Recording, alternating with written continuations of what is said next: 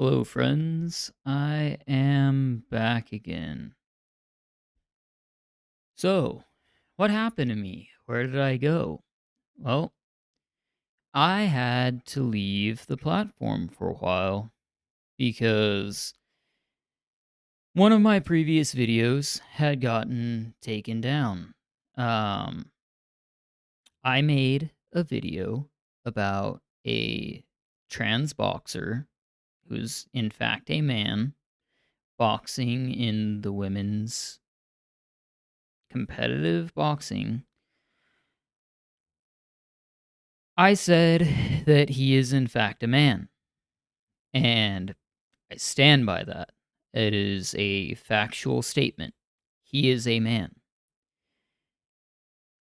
That video was not only removed from the platform, I got a strike.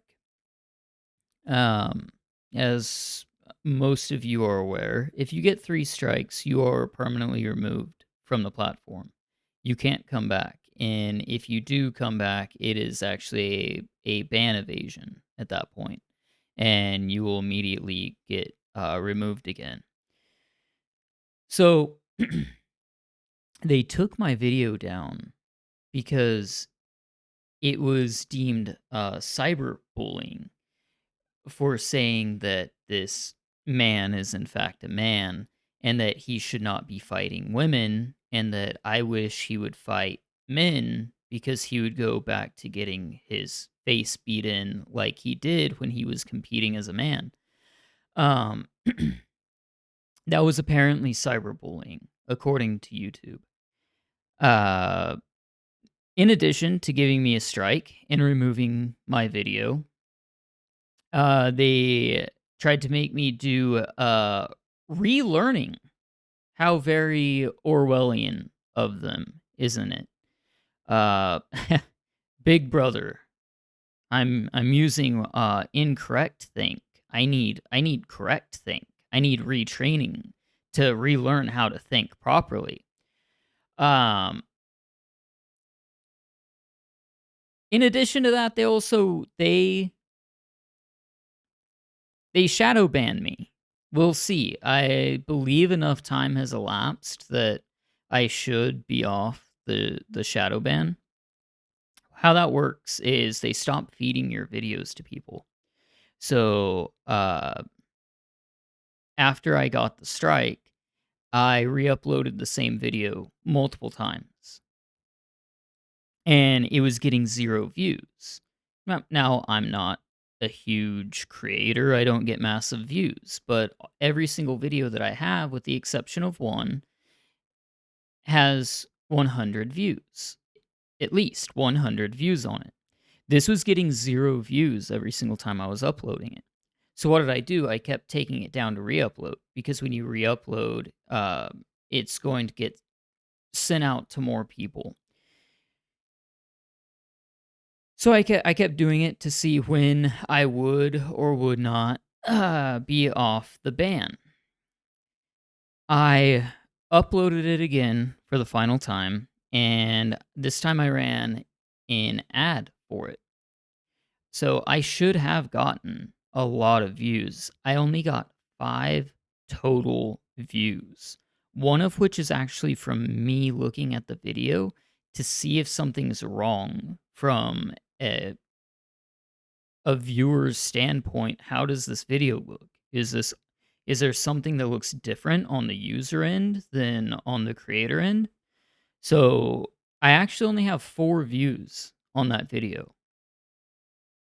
Um, if you look at my back catalog, you may think that I'm very new to this. You may think that this is a very new channel.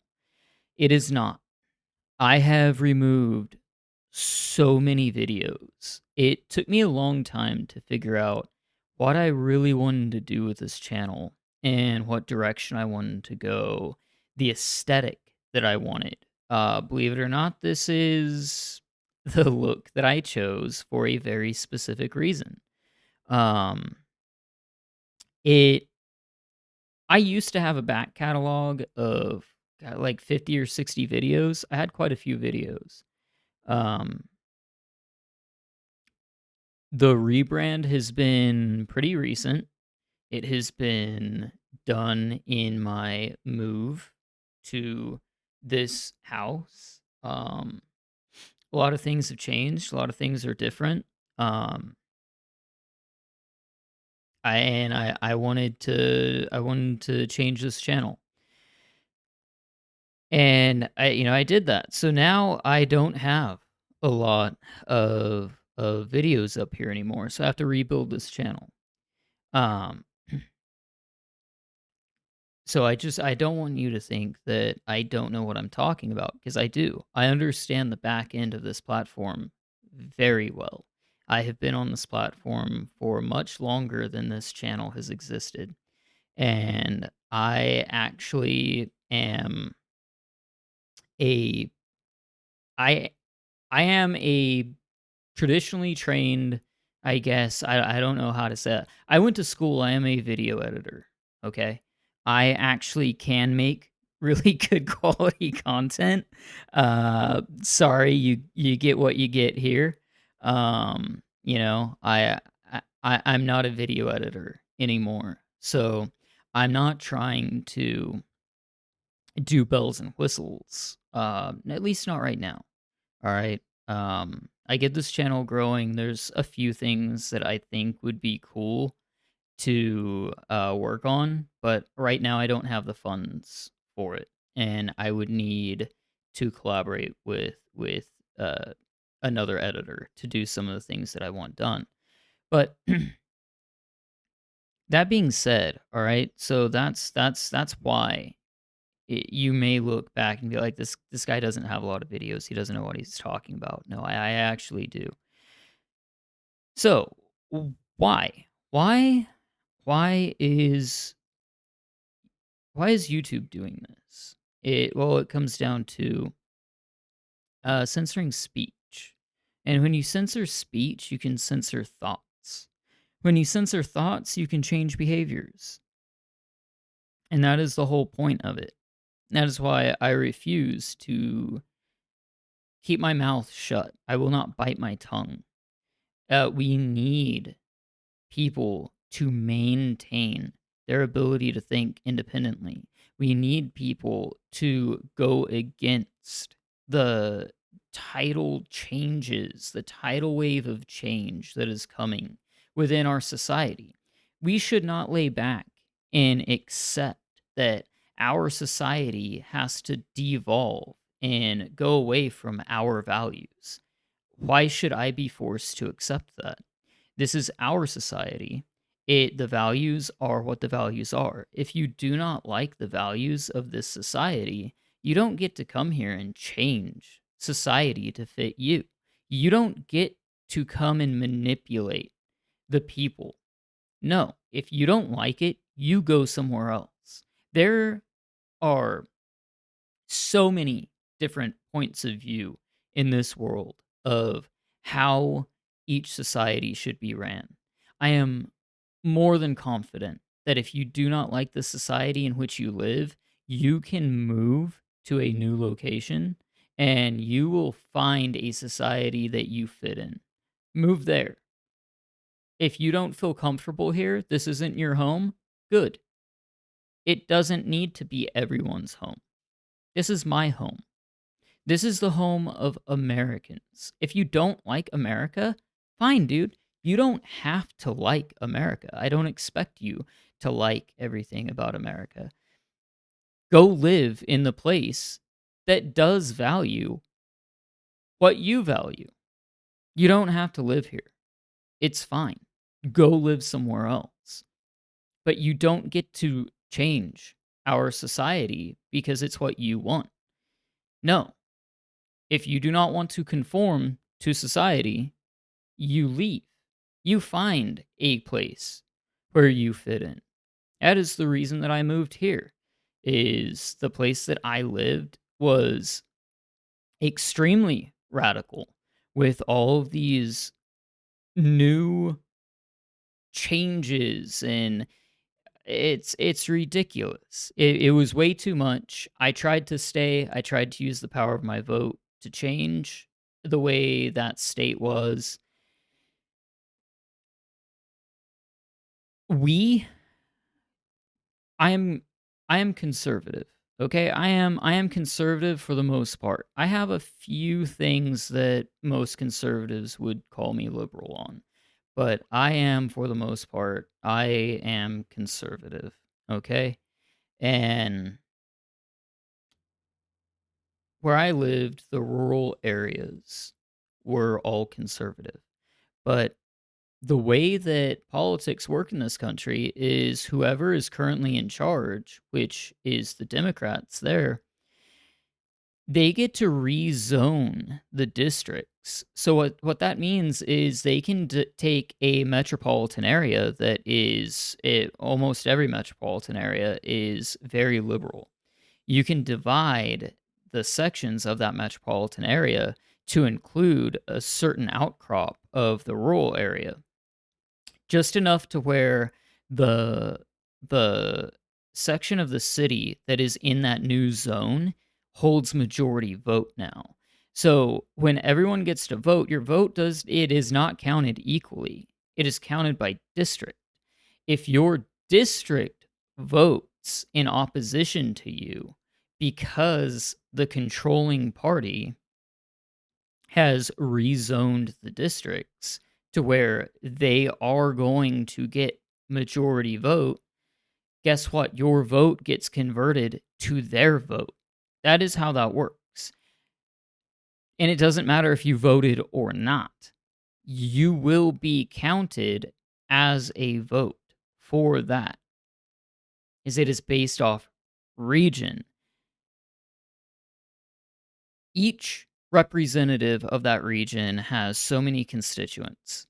When their region votes one way or another, the total amount of their constituents votes, the total amount of their numbers of constituents is what's counted as the vote for that area.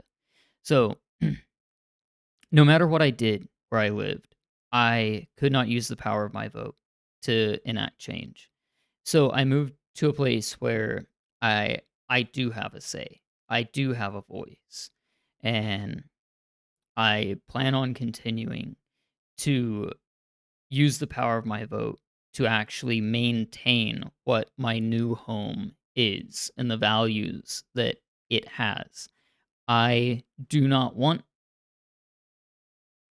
my new home to become the horrible hellscape that my old home was. So that is how that goes. If you don't like where you live, move to a place that you do. Don't try to change the values of everything there. And now that's not to say with what I was saying with my vote, we outnumber total. The rural area total outnumbers the cities. We do. It's just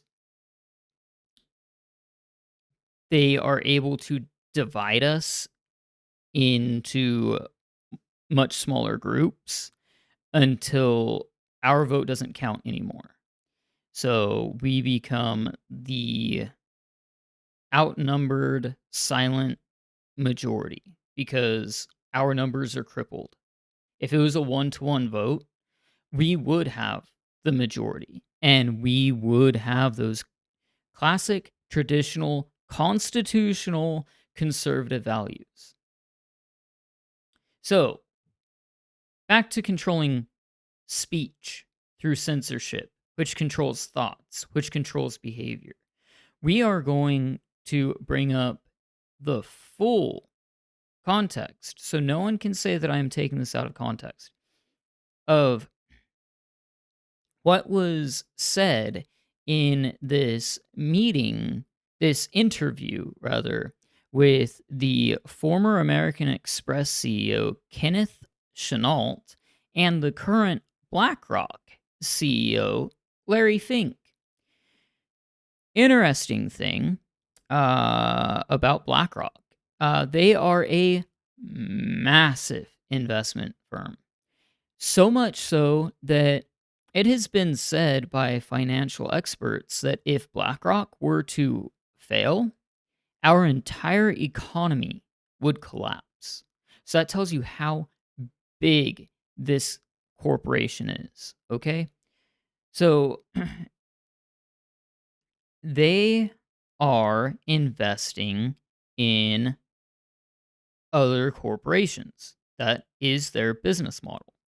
So we're going to listen to what he has to say, and then I'm going to tell you how they're weaponizing it, just in case you're not really familiar with how all of this works. Okay, so we're going to come over here and we're going to transition over to them and we're going to let this rip. It's only, it's about 2 minutes long. Just hear them out, please. You need the full context of what they're saying. And are paying off. Before I open up to questions, I wanted to just remark on one thing and get your thoughts on this. Given that you're retiring from American Express, and given that Mellody Hobson was here earlier and really gave a powerful conversation about diversity in the corporate world and across the world more broadly, this I thought was a very depressing fact. When you were named CEO of American Express in 2001, you were only the third African American to run a Fortune 500 company. When you step down later, in a couple months from now, there will only be 3 African Americans in the same position. What has happened? And you spend a lot of time talking to companies now about diversity. I think at the end of the day, one of the biggest issues for our society is diversity and inclusion. And the point is that I think we tend to overcomplicate the issue. Despite the depressing numbers that we see out there, the reality is there are incredibly qualified people who can move into those positions, but you've got to put them into the pipeline. And what's critical is, in fact, to identify, recruit, develop, and push people forward. So the fact that we're in this situation, I think, is a real problem and is embarrassing for corporate America, because we should have far more representation of all different groups, genders that are at the top. And that's something that companies need to be very focused on. We're going to open it up a bunch of questions, but you now make a point of that's an investment criteria for you. Well, behaviors are going to have to change, and this is one thing we're asking companies. You have to force behaviors, and at BlackRock we are forcing behaviors. 54% of the incoming class are women. We added 4 more points in terms of diverse employment this year, and what we are doing internally is, if you don't achieve these levels of impact, your compensation could be impacted, okay? We're doing the same thing. And so it's just, you have to force behaviors. And if you don't force behaviors, whether it's gender or race or just any way you want to say the composition of your team, you're going to be impacted. And that's not recruiting, it is development, as Ken said. And ultimately, it's still going to take time, but I am just as much shocked as Ken is that we have not seen more opportunities, and we're going to have to force change. Let's open it up to questions. Brent is in the middle here. Let's. All right. So, straight from the horse's mouth. You heard it from Fink himself. That's not me putting words in his mouth. He straight up said, "We have to force change." How is he forcing change? Well, he's pushing he's pushing radical race theory. He's pushing all these gender theories where oh, trans this, trans that, this has to be part of the corporate culture. What did we see? We saw a massive spike. Okay, bear in mind this is an older video. I think this is 2017. what did we see right after this? We saw a massive surge in the trans activism. We saw a massive surge in almost every corporation was now headed by some trans individual. Now, if they are qualified, if they are the best candidate because they have the most knowledge on how to run a business, they have great insights, fantastic. Hire them. It should be a meritocracy. It should not be based off of equity. You don't want equity. Equity is not equality. Equity means, hey, this guy over here, he's the best, but this one over here has some special something about them that you can't normally change, right? Like, oh, it's a chick, or it's they're a special minority group of some kind. So this is the better choice, but we're gonna go with this one because, well, we just need to make sure that we have X amount of this group. Well, that's not fair. When person A busted their ass and they became a better, you know, CEO, CTO, CFO, doesn't matter what they are, they busted their ass. They did the work. They went to the schools and they did all the different trainings. They got different perspectives from different people, spitballing from different leaders within their industry, and they went, "Hey, this seems to be the best way of doing this." And they're bringing a lot to the table. They don't get it just because they're the wrong skin color, just because they're the wrong gender or they're the wrong orientation. Is that not sexism? Is that not racism? They're being denied the position based on these these criteria that there's already laws against discrimination against it. Yet it's okay as long as you're promoting whichever one is currently trending the most, whichever minority group is most trending, right? That's fucked up. So Larry Fink is saying, "Hey,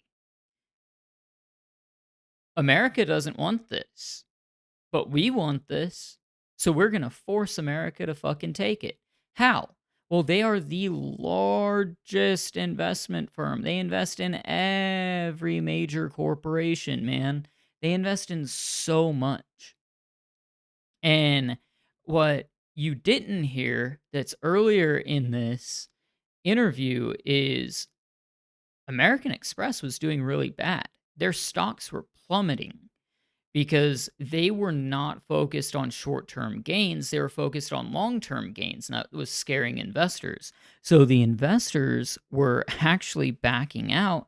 They were selling off their stock, which causes the stock to decline. So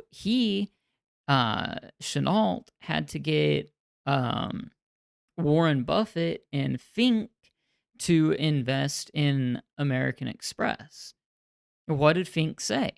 In order for you to get money invested in your corporation from mine, you better be pushing these radical ideologies. That is how he does it. You find a company that is struggling, and there are ways to make a company struggle.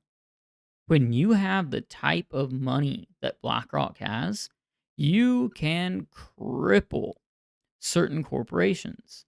It is very easy to do. Then it is multifactorial how you can do it. Then you come in and you buy them up and you tell them, "Hey, you're gonna do things the way I want it done, or we're gonna we're gonna gut this company."